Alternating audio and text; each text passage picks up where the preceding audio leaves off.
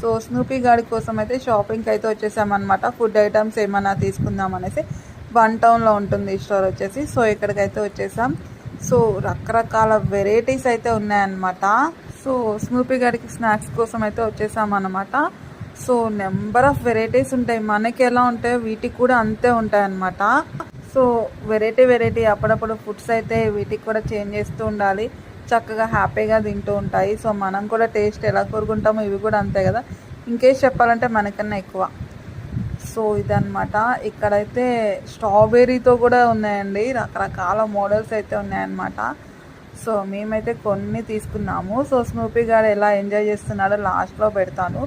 So వీటికి toys కూడా ఉంటాయి తెలుసా, రకరకాల టాయ్స్ ఉంటాయి వీటికి సంబంధించింది. వన్ టౌన్లో ఉంటుంది స్టోర్ వచ్చేసి. సో స్నూపీ గారు చూసేయండి ఎంత ఎంజాయ్ చేస్తూ తింటున్నాడో. చాలా నచ్చింది వీడికి. వీడు తింటే నాకు